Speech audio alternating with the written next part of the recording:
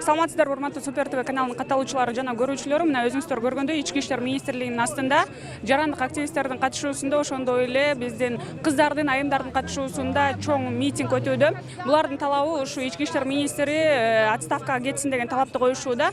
Өзүңүздөргө белгилүү болгондой, Айзада аттуу кыргыз кызын, 27 жаштагы кыргыз кызын белгисиз бир 3 адам алып качып, ошондон кийин алардын алып качкан жигиттин жана өзүнүн дагы жансыз денеси табылгандыгы маалым болгон. Азыр митингдин жүрүшүн чогуу алып беребиз. Бизден эч кайда алыстабаңыздар. Айзада умерла, потому что милиция не выполнила своих прямых обязанностей.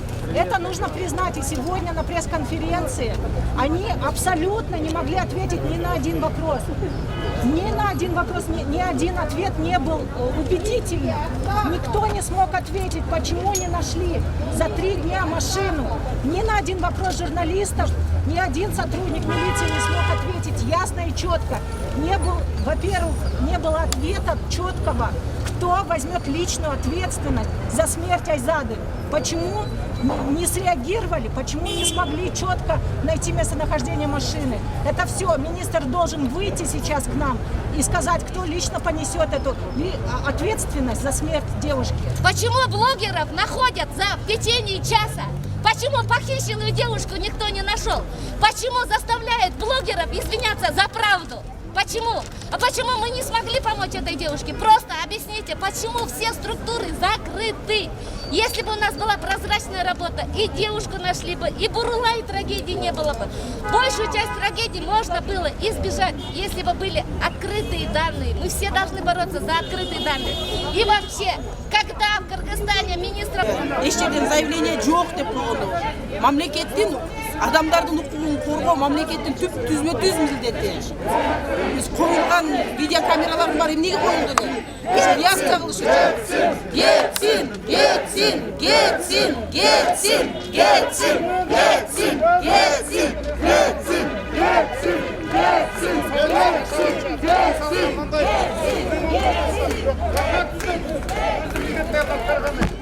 Министрге отставка.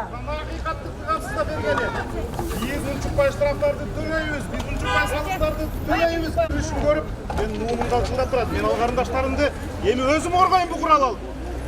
Биз коопсуз, корголгон коомдо жашашыбыз керек. Эгерде бюрократия болбогондо, эгерде кайдыгерлик болбогондо, Айзаданын өлүмүнүн алдын алып калса болот эле. Эмне үчүн министр кетиши керек кызматтан? Себеби дегенде Бурулайдын окуясына жетиштүү көңүл бурулган эмес ошол бийлик тарабынан. Бурулайдын окуясы, Бурулай өлтүрүлгөндө тийиштүү жетекчилер жаза алган эмес. Ошон үчүн ушундай прецеденттер болуп атат. Азыр бул министр отставкага кетирилсе, азыр башка жетекчилер жазага тартылса, азыр ошол кылмыш жасагандар топтоо менен жоопко тартылса, мындай нерсенин алдын алууга, кызалага чууну кыскартууга, аялдарга карата зомбулукту азайтууга жол ачылат достор. Кайдыгер болбойлу, үнүбүздү угузалы, министрдин отставкасын талап кылалы. Бул жарандардын жарандык коомунун Кетсин. Мына министрлер бүгүн массалык маалымат каражаттарынан маалымат жыйынын берди. Бул тыйып отурушат. Мундирлерди кийип атыр. Мундирди ошо чест мундира деген бол. Кайсы бетмер менен отурасыңар? Мунчоктой кызды өлтүрүп коюп. Бетмер жок экен силердин. Кеткиле. Астын өлүп калыш керек болчу. Ошол мундирди тагын, ошо погонду тагын отургандан келечү. Акмактар, былтыйбай кеткиле могу жерден. Колуңардан келбейби? Bir kızdı saklayan kudretine жеткен жоқ bu генералдар, полковниктер. Силердин орунгарда намыстуу бирөө болсо астында өлүп калмак. Силер болсо уялбай, мундир кийип алып жерге. Эртең менен таң атпай, кантип журналисттердин алдына кайсы бетиңер менен чыгып атасыңар?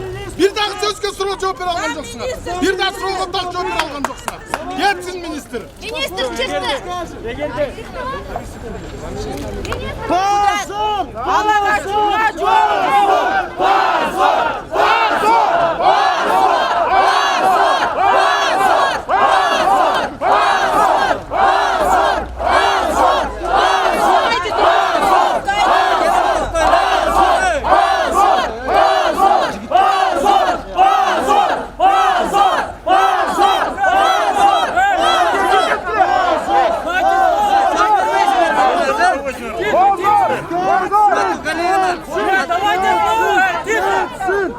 Дайте слово! Düşündürüp koyalım mı? Дайте слово! Министр, в отставку! Отставка!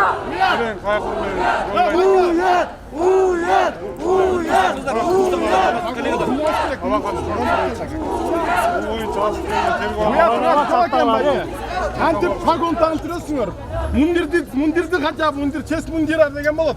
Бир кызды сактай алган жоксуңар. Кайсы бетиңер менен отурасыңар ушул жерде. Журналисттердин алдында. Бетиңер жок силердин. Кетип калбай силердин ордуңарда бир генерал же полковник болгондо ошол погон үчүн астын өлүп алма кызматтан. Уятыңар жок.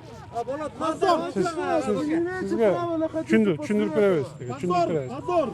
Bu fakti boyunca birinci günden başlayıp ruhsat berseniz düşündürüp koyalım. Обстоятельствосынча. Bu fakti boyunca birinci günden başlayıp tergov amaldары, ыкчам иштер жүргүзүлгөн. Video kamera, байкоо kamera каралган. Ошол кезде деген кыз менен бала менен да телефон байланыштар болгон.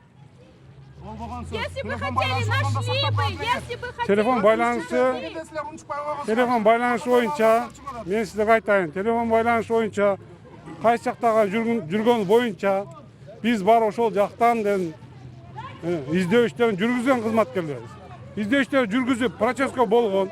Процессканын негизинде ошол алынган эмес. Эмне кайталап атасың? Аста башман сөзүн силер кетесиңер, топ пресс-конференция айтпайсыңар.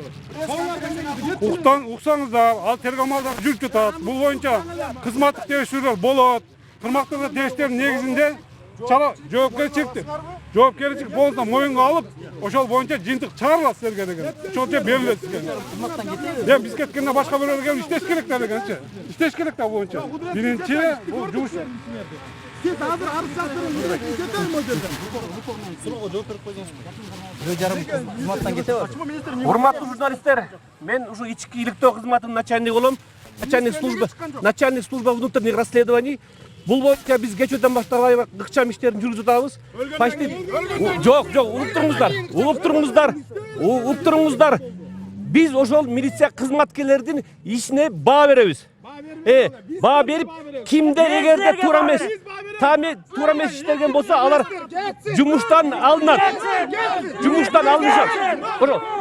Бүгүн кыска убакыт кечке чейин кыска убакыттын ичинде керектүү жетекчилер бар тең өз жазаларын алышат.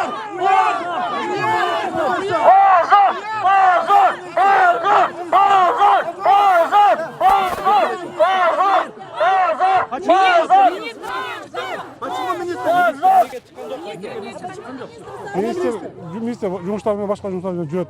Где именно сейчас он? Ушундан артык эмне жумуш бар? Насколько это не важно? Нормалдуу өлкөлөрдө, мыйзамдуу өлкөлөрдө уятына чыдабай кетип калмак министр. Кайсы маани? Азыр сиз арыз жаздыра аласызбы кызматтан кеткенге? Кудуретиңиз жетеби? Сейчас министр просто. Ушунча жоопкерчиликти алып туруп, ошо ата энесинин алдында, монча элдин алдында, кыргыз кыздарынын алдында уятыңыздан чыдабай арыз жазып бере аласызбы могу жерде? Мен кызматтан кетем деп. Туура, мырза, сиздин да күнөөңүз жок. Бардык. Экинчи кишисиз министрликтеги. Бардык. Ошол шабакылык кылган кызматкерлердин үстүнөн. Сиз кете аласызбы суроо берип? Кеткенге кудуретиңиз жетеби? Мен кетейин. Бул бирөөгө иштеш керек да, бул тажрыйба адамдар иштеш керек да. Сиз мен ордуна келип иштей аласызбы? Сиз жумуш аткара аласызбы? Татыктуу адамдар келип иштейт. Татыктуу адамдар четинен көтөрүп коюп Сиз келип иштесеңиз мен бар. Сиз колуңуздан келип иштесеңиз иштесиңиз. Жетпейт сиз. Биз өмүр кызмат керек, акча керек. Өмүр бою кылмыш менен күрөш керек. Керек жок силерге. Силердин кызматыңыз болгондо. Эки кызды. Отставка! Суроолор болсо акырындан келсеңиз. Негизи бирөө жарым бүгүн жетекчиликтен кызматтан кетеби? Министр эмне иштеп жүрөт? Против насилия против женщин.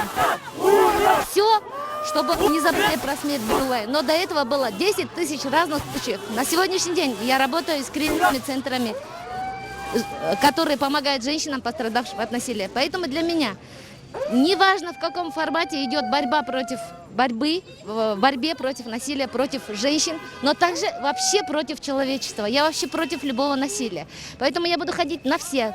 Слава Богу, я сейчас не работаю, не являюсь советником, общественным советником мэра, поэтому могу приходить. Уртқа түшкөндөрдүн баары Потому что ар бирине ким эмне кылды бүт баарына баа берилет. Түшүнүңөрбү?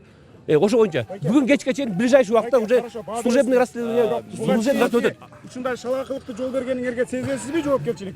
Жоопкерчилик биз ар бир гражданине жооп беребиз. Биз сезип алып. Бүт баары биздин мойнубузда. Сезебиз анын баарын, сезебиз. Силер ыкчам аракетиңер 3 күнбү? Ыкчам аракет 3 күнбү? Дагы канча киши болуш керек байке? Силер иштешиңер үчүн дагы. Мен айтып коеюн, мен служба внутренних расследований милицияканада. Бурлайды өлтүрбөдүңөр беле милиция? Бурлай боюнча, ал боюнча баа берилип, 14 киши жумуштан алынып, сот болуп, ал боюнча сот болуп, милиционерлер ошондо саясий жоопкерчилик, моралдык жоопкерчилик болгон эмес. Көп жетекчилер жумуштан алынган. Силер кыймылдабай атасыңар. Бул боюнча мен сиздерге сөз берем. Бул боюнча чектүү бала менен сүйлөшкөндө өзүбүз чечип алабыз дегенде бүт ошонун баарын бүт эске алып, ошонун баары менен жыйынтык чыгарылат. Кызматтык иликтөө жүрүп атат. Баары бар. Кызыңыз барбы? Бар. Канчабыз эми? Майда кызыңыз. Сиз Менекей бул жакка отурат. Министр.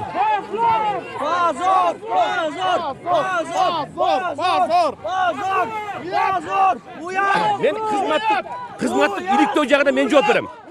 Кызматтык иликтөө кимди жумуштан наказание бериш жагына мен жооп берем, ал жагыначы. Ал жагына. Мен эми министрди аны политический должность. Ал жагы. Министр кетиш керекпи? Мен министрди бул боюнча жоопко тарта албайм. Жоопко тарта албайсыз министрди. Сиз кимди жоопко тартасыз? Катардагы патруль милициясын жоопко тартасыз, кимди жоопко тартасыз? Мындай да. Кызматтык иликтөө дегенче кылдат жүрөт да. Анан бүт бар, ошол жактан ким сообщениени алды? Андан кийин кандай действие кылышты? Кандай иштерди кылышты? Ошонун баарын биз уже иликтеп уже бүтүп койдук көбүнчө. Кечке чейин азыр министр ближайший убакта уже министр кайсы маанилүү иш менен кайсыл жакта жүрөт? Аны мен билбейт экенмин анысын. Мынакей замминистр сураңыздар. Замминистр деле эч нерсеге жооп бере албайт турбайбы ал? Азыр могу келбеткенде көп нерсе чечилди. Жок, андай эмне керек айтсаңар, биз ушуга чейин күтүп келдик да.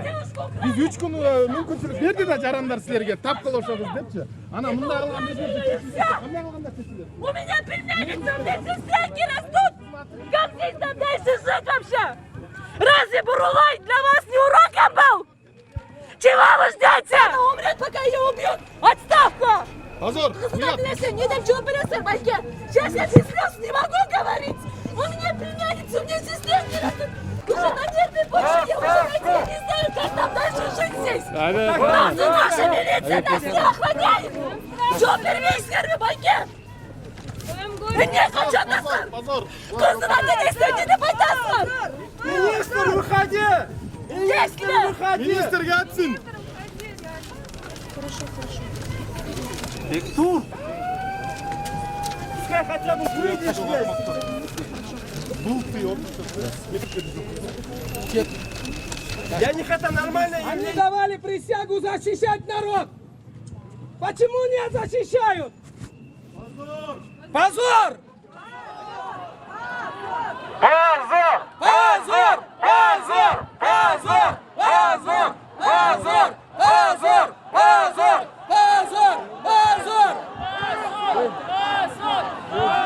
Позор! Позор! Позор! Дағы қаншаңыз өліш керек?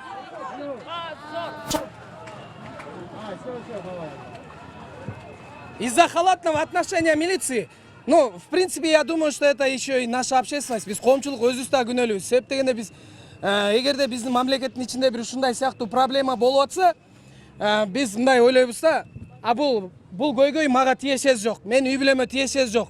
Демек мага бул это меня не коснется деген сыяктуу элестетебиз. Бирок биз бул бир нерсени түшүнүп алышыбыз керек. Мамлекет деген бул бир чоң организм. Биз ар бир жараны ошол организмдин мүчөлөрүбүз, мы детали этого организма. И это рано или поздно коснется каждого из нас. Уже касается. Не Айзадан үй бүлөсү күтүп туруп, эртең бүрсүгүн Айзадан ушинтип кетиши мүмкүн деп. Алар деле өзүнө андай эч ким андай жамандыкты каалаган эмес, ойлогондо эмес, күткөндө эмес ошондой болуп кетет деп. Ар бирибиз ошентип ойлойбуз. Мен үй бүлөмө мындай болушу мүмкүн эмес эм. Кудай сактасын деп ушинтип ойлоп жүрөрүшүбүз мүмкүн. Ошентип унчукпай, ошентип кайдыгерлик менен кошунанын үйүндө урлук болсо боло берсин, менин эшиктин алдымда менин короомдо баары тынч деп жашаганыбыз үчүн мына ушундай күнгө келип атабыз. Демек биз дагы, коом дагы, жарандар дагы ар бирибиз жоопкерчиликтүүбүз ушул бүгүнкү болуп аткан нерсеге. Баарыбыз жоопкерчиликтүүбүз. Министр кетиш керек. Себеп дегенде алардын бул түздөн түз жоопкерчилиги. Это их прямая обязанность защищать каждого гражданина. Кыз болобу, эркек болобу, картаңа адам болобу, жаш бала болобу, ар бирин коргош керек. Алардын түздөн түз милдети. Саат 7:30 милицияга заявление келип түшкөн. Эмнеге кыймылдашкан эмес? Телефон чалуу болгон экен. Неге ошол телефон? Мындай керектүү учурда бир паста таап алышат. А эмнеге ушундай учурда адамдын өмүрү коркунучтуу болуп аткан учурда ушунчалык кайдыгерлик менен ушундай көз караш кылып койгон үчүн мына ушундай күнгө жетип атабыз. Демек, бунун баарынын башында турган ким? Министр. Министрдин жоопкерчилигине түздөн түз байланышы бар. Министр кетсин, биз могу жерде чогулган элдер биз министрдин жумуштан кетишин жана татыктуу министр келишин талап кылабыз. Министр кетсин! Министр кетсин! Министр кетсин! Министр кетсин! Министр кетсин! Министр кетсин! Министр кетсин! Министр кетсин! Министр кетсин! Министр кетсин! Министр кетсин! Министр в отставку!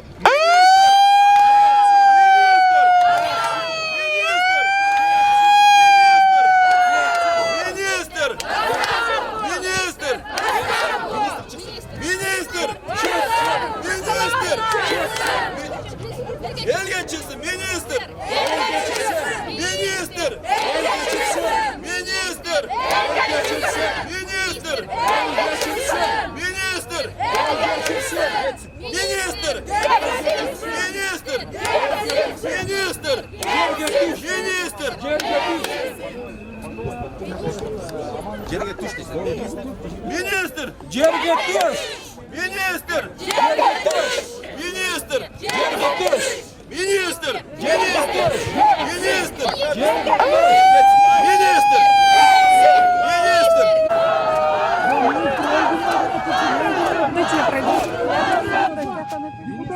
Акылга келсин министр берге.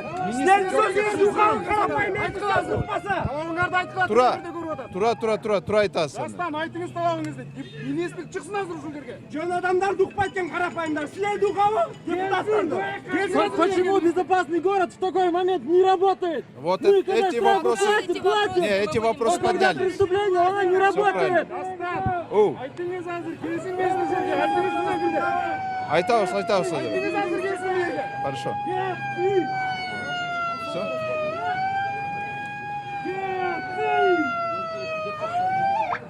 Так как я сама девушка, к сожалению, в мой адрес в свое время тоже поступали угрозы по поводу того, что меня хотят украсть. Я знаю, что это такое жить в страхе.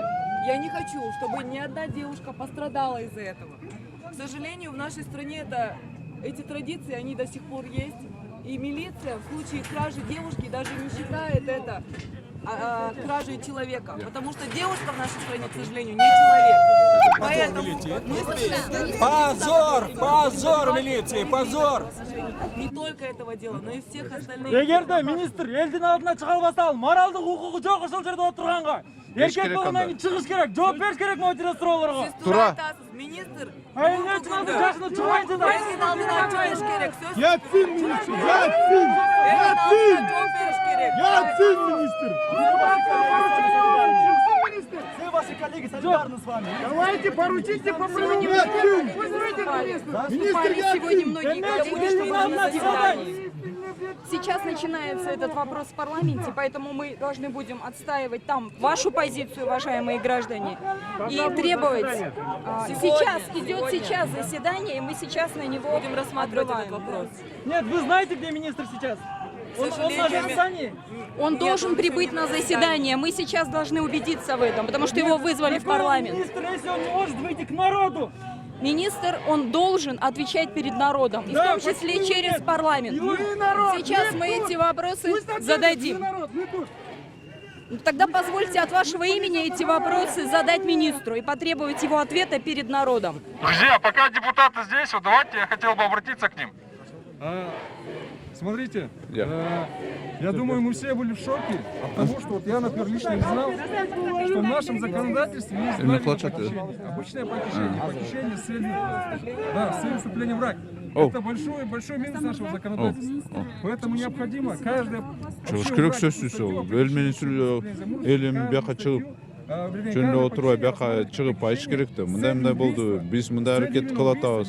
Мен өзүм жоопкерчилик, моралдык жоопкерчиликти алам деп, сезем деп ушундай айтыш керек да өзү. Почему именно это преступление? Мен бул маселени как раз бүгүн көтөрдүм. Отставкага сөзсүз кетиш керек. Себеби мисалы милиция иштесе, бул анын күнөөсү. Похищение это человека может спасти, понимаете? То есть нужно бросить. Өкмөт үйүнө барыш керек биякта. Топ чыкпай калды. Поэтому я вас прошу, я вас всех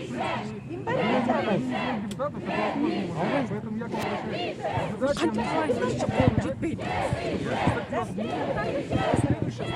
Каждое похищение рассматривали как похищение с целью убийства. При этом все люди, которые в этом участвуют, начиная от тех, кто помогает похищать, заканчивая теми, кто ждет дома, чтобы они все несли ответственность.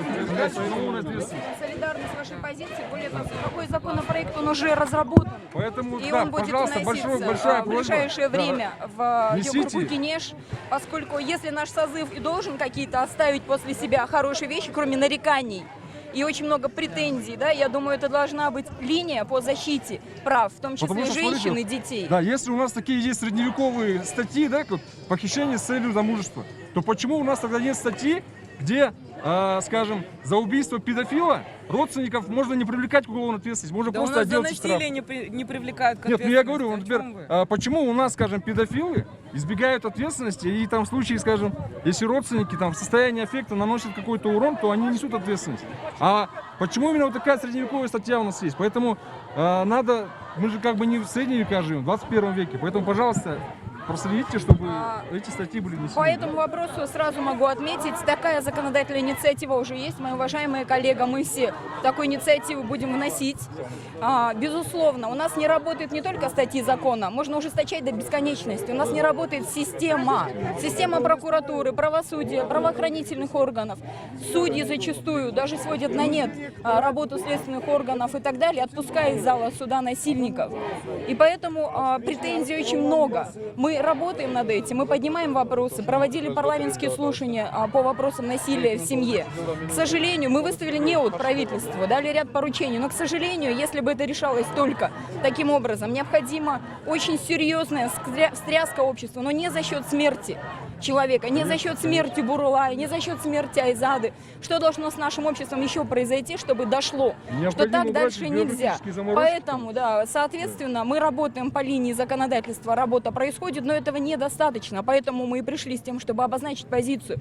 Очень важно политическое решение и в отношении должностных лиц, которые не соответствуют своей должности, и в отношении каждого случая.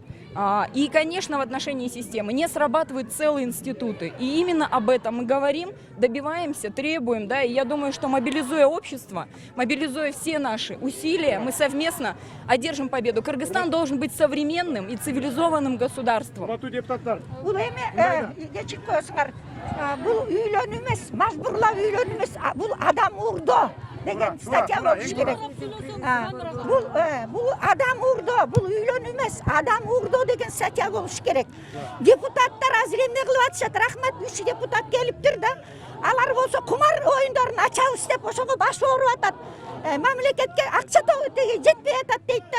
Кумар менен, наркотик менен, арак менен элди бага иштеп атышат да. Ошол законду иштетебиз деп атат. Биякта эмне болуп атканы менен иши жок да. Эмне үчүн чыгышпайт алар? Уяты жок вообще. Урматтуу депутаттар, мындай кылсаңар. Бул силер парламент мыйзамдарды көзөмөлдөгөн органсыңар. Көзөмөлдөгүлө кабыл алган мыйзамыңарды. Эгер силер мыйзамды көзөмөлдөгөндө мындай иштер болбойт эле. А бул азыр ала качуу принуждение к браку деген статьяга карайт. Ала качууну адам уурдоо статьясына киргизип, мыйзамдуу жазасын катаалданткыла. Балдарга түшүндүрүү иштерин жүргүзөлү. Өлкө боюнча мектептерде жүргүзөлү. Биз нерде мен бүтүндөй эркектерге, жеңелерге, апаларга, чоң энелерге Аталарга, агаларга кайрылам.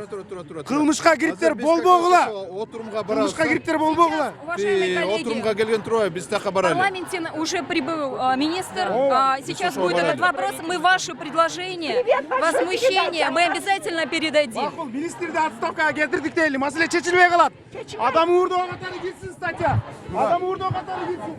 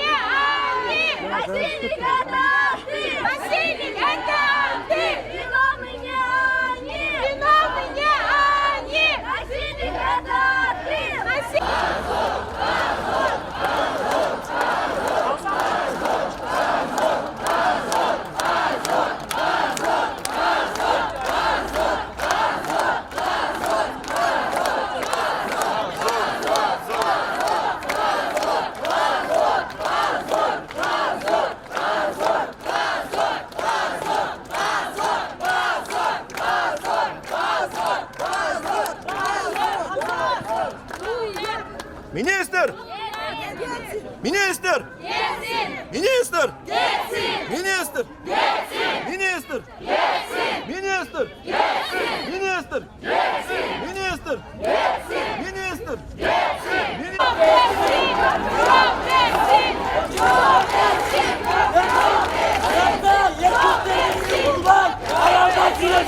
Ayallarına söz verelim. Dayımın erkekler söylüyor. Erkekler ikram. Ayallar söylesin. Ayallar çıksın. Ayallar da oldu öyle. Hazır saat 1'de öpmetice karas. Ayallar başta varsın.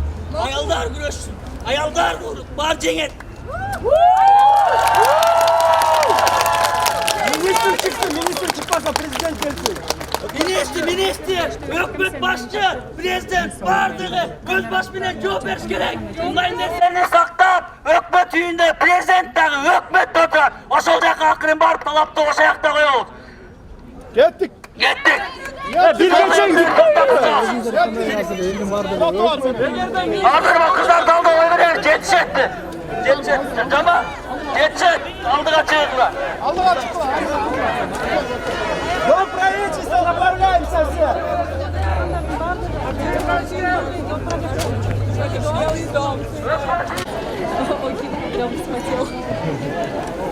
А что делать? Реально, а что еще делать?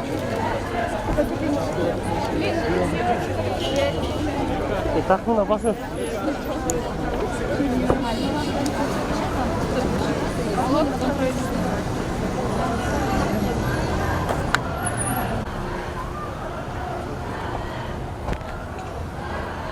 Söyleyip getirdi. Mikrofon.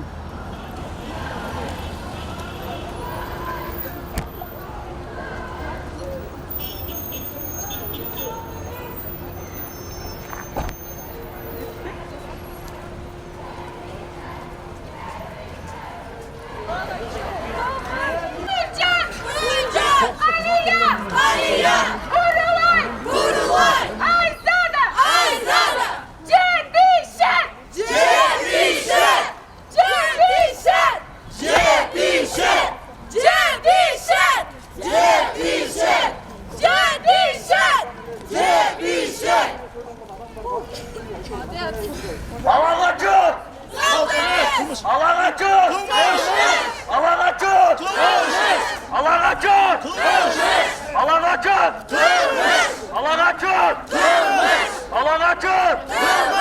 Alagaçı! Alagaçı! Alagaçı! Alagaçı! Alagaçı! Alagaçı! Alagaçı! Alagaçı! Alagaçı! Yetişet! Yetişet! Yetişet! Yetişet! Yetişet! Yetişet! Yetişet! Yetişet! Yetişet! Yetişet! Yetişet! Yetişet! Yetişet! Yetişet!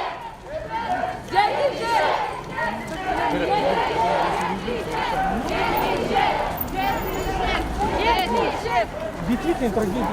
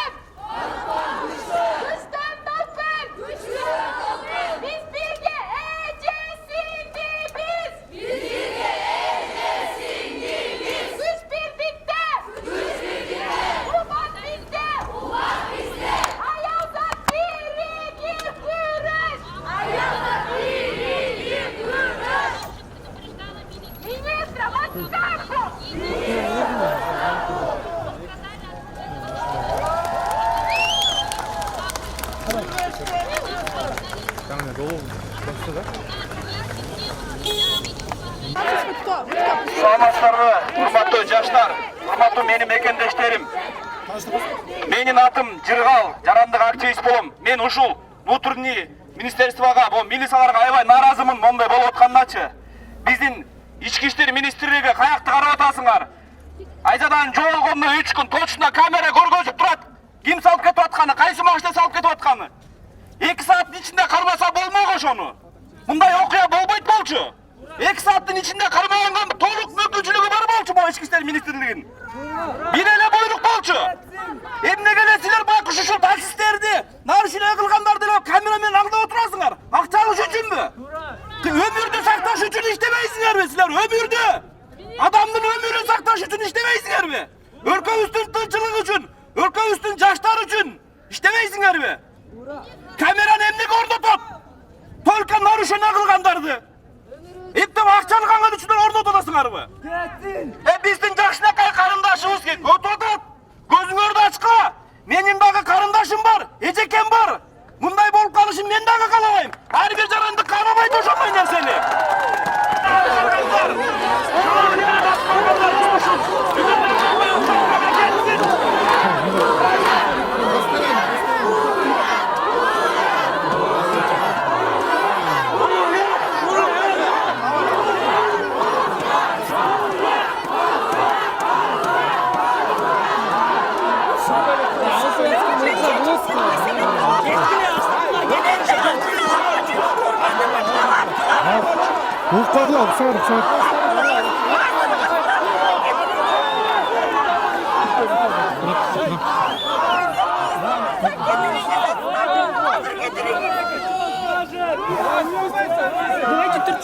Mıldır düşküle uğal mıldır düşküle.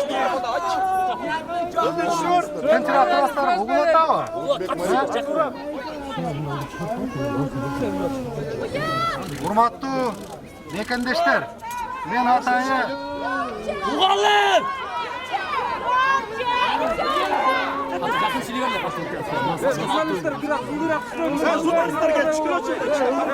урматтуу мекендештер, тынчыраак турасыздарбы?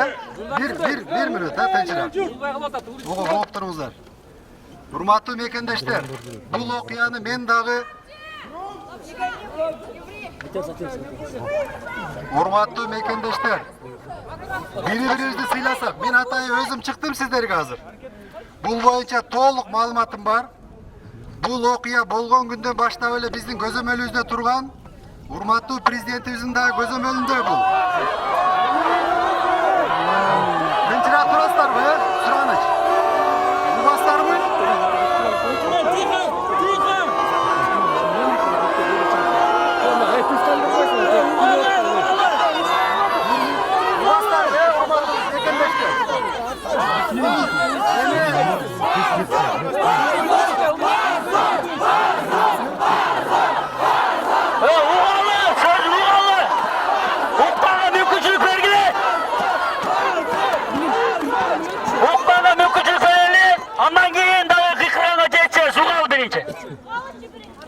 Молжа кылды тартпайлы барыңыздар. Ай, журналисттер кийсе, чүкүлө.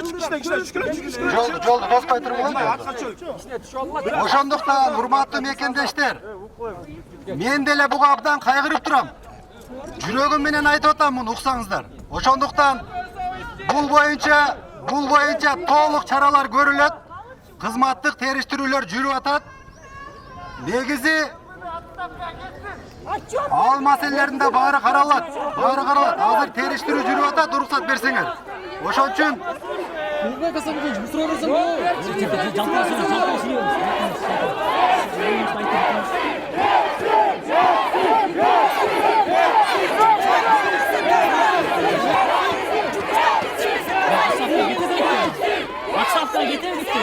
урматтуу мекендештер, азыр бул Сураныч сизден. бул маселени президентибиз да карап атат. Териштирүү жүрүп атат. Бир аз убакыт бергиле. Министр жетсин. Эмне үчүн сиз элдин алдына чыгып сүйлөйсүз? А министр сүйлөй албайт, анткени жоопкерчилигин сезип турат. Биз Бир саат турдук ошол жерде. Мен ошон үчүн урматтуу мекендештер, мына өкмөт башчы катары чыгып сиздерге айтып атам. Кече күнү дагы билдирүү жасаганбыз. Бул маселе сиздер ойлогонуңуздар көзөмөлдө эместер. Бул көзөмөлдө толук. Министр азырдагы кетебизби? Ал маселе каралат.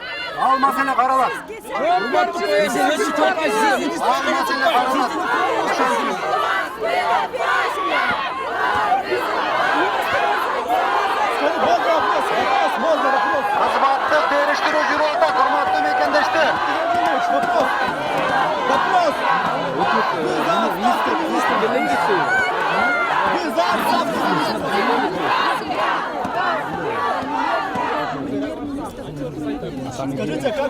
Улукбек Асамидинович, МВД кетсинби? МВД жетекчине кетсинби Улукбек Асамидинович? Улукбек Асамидинович, МВД жетекчине кетсинби? Кызматтык териштирүү жүрүп атат, жыйынтык айтылат, урматтуу мекендештер. Бир аз сабыр кылса.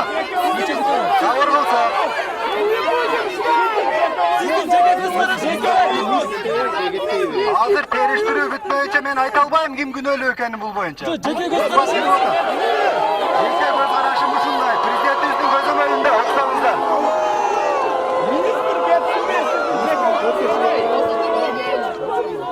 Министрдин жоопкерчилиги каралабы, министрдин жеке ою. Жоопкерчилиги баардыгы каралат.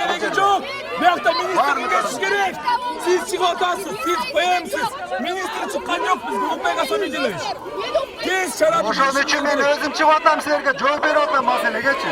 Урматтуу мекендештер. Биз сизге айтып атабыз, министр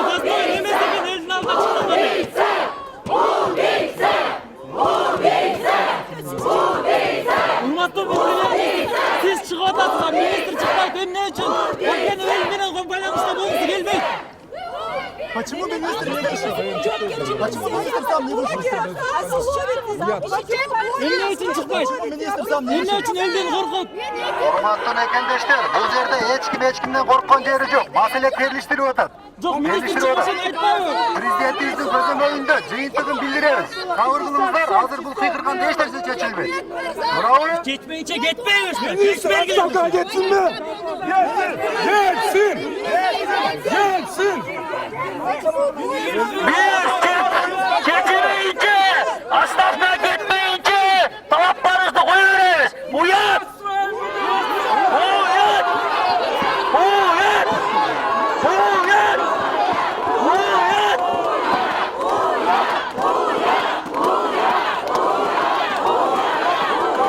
Ministerge!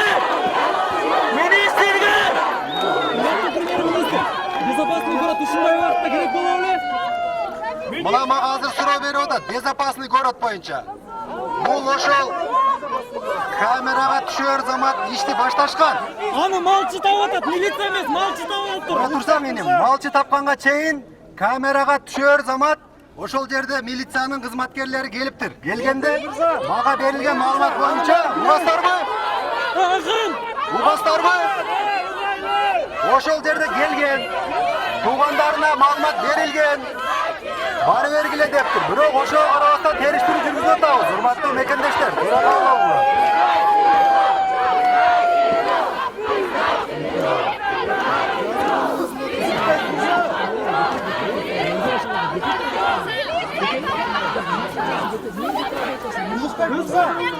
Улукбек мырза, элдин бир эле таап атат, министр отставкага кетсин дегенчи. Ал каралат. Ал каралат. Сиз өз жок.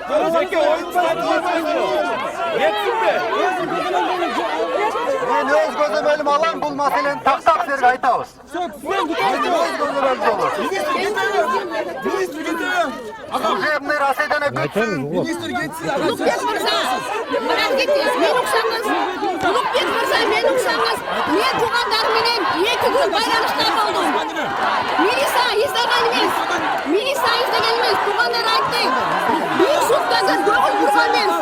Улукбек мырза, милиция айтты. Бир суткада милицияны издеген жок деди. Сиздин позицияңыз кандай?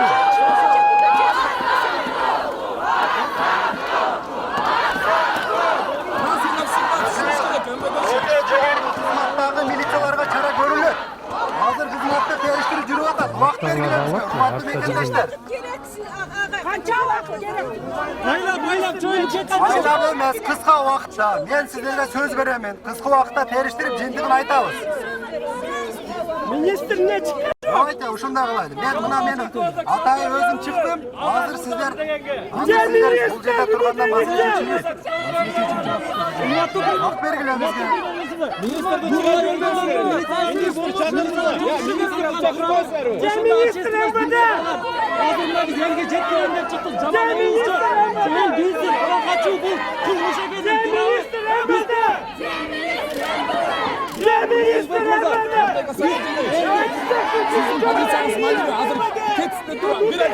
Birlikte bola versin andan keyin. Мен антты айтпайм азыр. Эмнеге айтпайсың? Анткени териштирүү. Улукбек мырза териштирүү.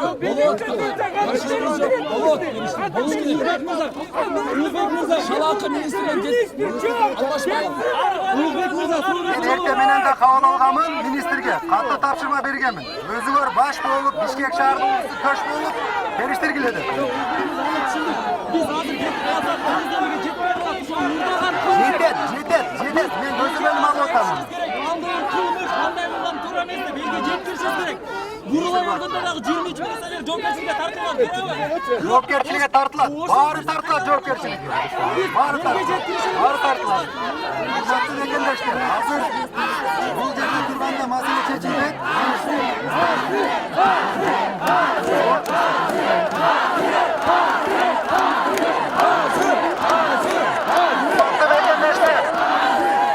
Бизге убакыт бергиле, териштирип чечим алабыз. Келгениңиздерге чоң рахмат. Мен атайын чыктым. Силер да туура түшүнгүлө. Мен да силер туура түшүнүп турам. Давайте бир аз сабыр кылайлы. Мен баарыңарды сабырдуулукка чакырам. Эми ошол өткөн карындашыбыздын дагы арбагы тынч болсун, бузулдабайлы. Сыйлайлы. Siz özünüz barasınız mı balıkçıga ошонун экспрессине? Мен аны ниет кылганмын.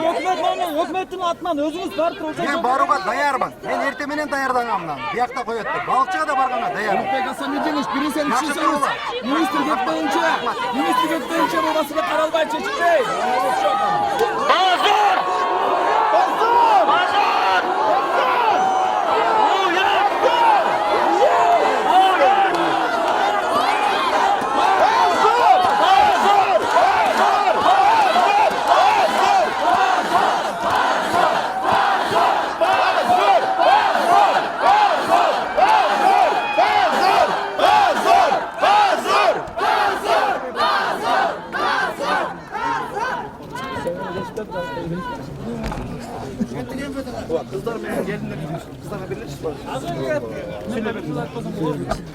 Урматтуу аялдар, биринчи иретте мына азыр ушул жерде тургандардын дагы көпчүлүгү ар кандай ой пикирлер болот, бул жумушу жок, бекерчилер чыкты деп.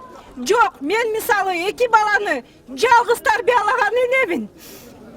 Менин бүгүнкү күnkү айлыгымды төлөбөгүлө деп жетекчиме, финансовый директорго айтып ушул жерге келдим. Мен эч кандай алимент албайм.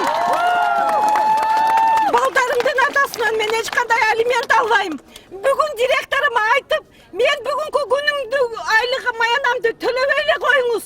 Мен саат 11:45-тен баштап, акыркысына чейин ушул күнү элдер менен кошо каршы митингге чыгамын, тынчтык митингине чыгамын деп айттым. Эмнеге? Анткени Бурулайдын окуясын көрдүк. Жылдын башынан бери канчалаган аялдар жөн гана союлуп, өлтүрүлүп, кордолуп келе жатат. Эмнеге бизде система иштебейт? Айзада деген бул системалык кризистин жертвасы болуп калды. Айзада деген биздин элдин кайдыгерсиздигинин жертвасы болуп калды. Ошол жерде камера карап турат, өтүп аткан машина бирөө да токтогон жок. Өтүп аткан аялдар бирөө да токтогон жок. Эмнеге анткени алар ойлоду. Ала качуу болуп атат. Мейли бактылуу болсун деп. Эмнеге? Аял мал эмес. Эч бир убакта мал эмес. Мен ушул жерден айткым келет. Бүгүнкү келгендер бекерчилер эмес. Бул кыздарынын, карындаштарынын, аялдардын укугун коргогон, коркпогон адамдар. Ал эми өзүн ойлоп, кызматтык ордун ойлогон адамдар отурат өзүнүн ордунда. Министр чыккан жок. 1 саат турдук, чыккан жок министр. Эмнеге чыкпайт? Коркобу? Эмнеге чыкпайт? Эмнеге чыкпайт? Эмнеге жоопкерчилик сезбейт ал кишилер? Эмнеге 40 минутта премьер-министр чыкты? Эми күтөлүк дагы канча убакытта ушул маселени чечип берет.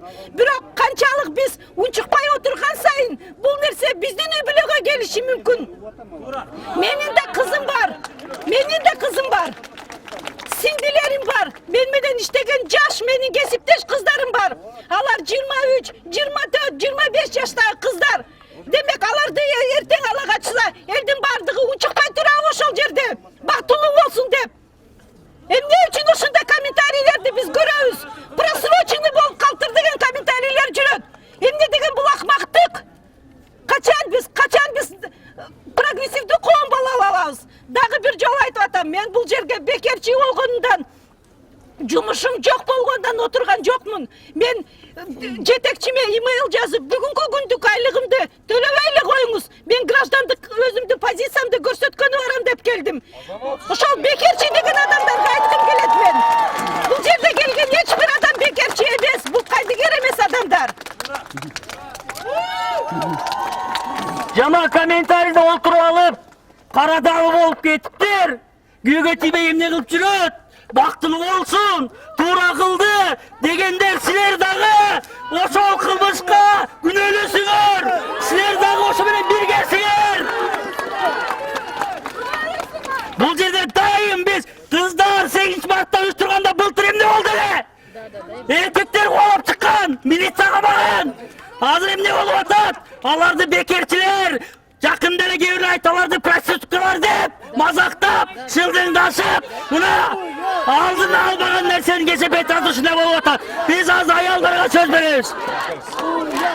Уважаемые граждане, сегодня вышли сюда все те, кого не оставила равнодушным вчерашняя трагедия. Но эта трагедия происходит у нас уже не первый год. С начала 2020 года у нас погибло много женщин просто потому, что они женщины, потому что она плохо приготовила еду, потому что она долго ходила у подружек, не вовремя пришла. Просто убивают, потому что мы женщины. Так нельзя. У меня есть дочь, и мне страшно за нее. Я не знаю, в какой стране она вырастет. Бездействие нашей милиции просто убивает на самом деле. Мы 2 дня ждали, что они сделают. В итоге они просто решили отмолчаться. Они довели людей до такой степени, что они здесь стоят и требуют ответа. Ответа не будет. Они все трусы и позорники, которые спрятались за своими кабинетами и не хотят решать эту проблему.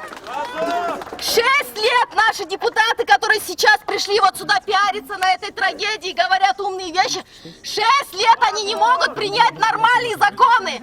Они разделили закон, они постановили закон похищения с целью вступления в брак. Они поставили женщин на 2-й сорт. Чем похищение человека отличается от похищения вступления в брак? Вы же прекрасно понимаете, что это возможность для преступников откупиться, а для милиции ничего не делать. Пожалуйста, я вас очень прошу, не оставайтесь равнодушными. Очень много комментариев и хейта в том, что мы здесь все раскачиваем эту тему. Но мужчины, поверьте, у вас тоже будут дочери, у вас есть матери, у вас есть сестры. Уважайте их, потому что кроме вас, ну, некому их защитить на самом деле. Бердібек, бияққа келіп қойшы, Бердібек. Урматтуу элдер, мына биз ушу күтүп турушубуз керек экен да, ушу трагедия болуп, эми ала качуу менен мына бурулай болду, мына азыр кызыбыз болду. Анын ортосунда канча аялдар трагедия болуп өлүп калып атышат. Мына биздин сезим борборунда эле мына бүгүнкү күндө 5 уголовный делобуз бар да, зордуктоо боюнча. Мына ушундан башталат. Анан айтышат, 8 мартка митинг эмне чыгасыңар дейт. Батыштын акчасын алып алып туруп силер кутуруп атасыңар дейт. Фейкиңерди токтоткула. Кыздарды баарыңардын карындашыңар бар, кыздарыңар бар. Бул жигиттер, бул алсыздык, угдаган. Законду катылаш керек.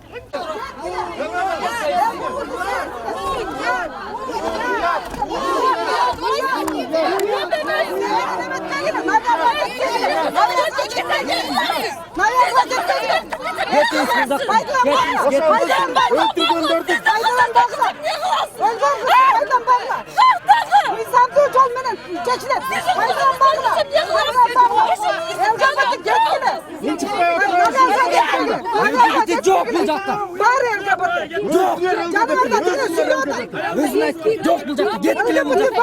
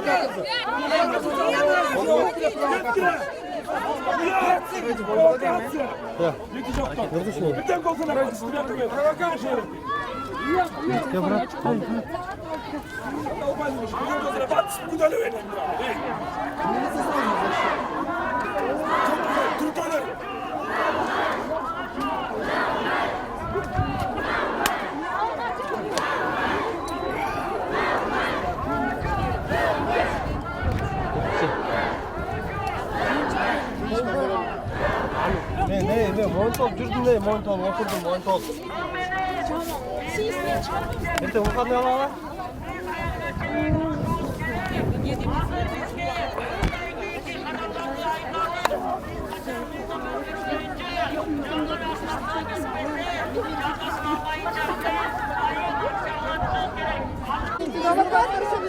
Вы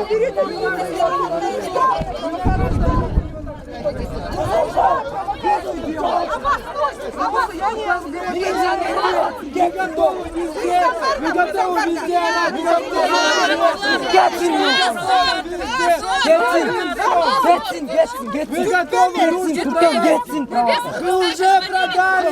Вы на каждом митинге! Уят! Убийца!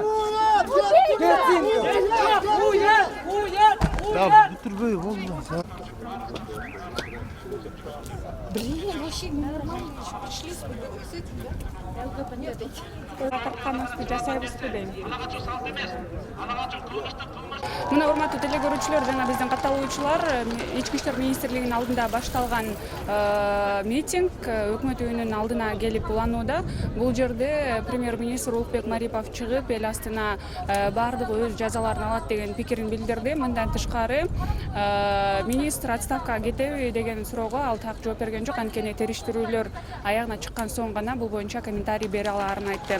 Ал эми биз бул жерде өзүңүздөр баамдагандай бир 300-гө жакын адам чогулду.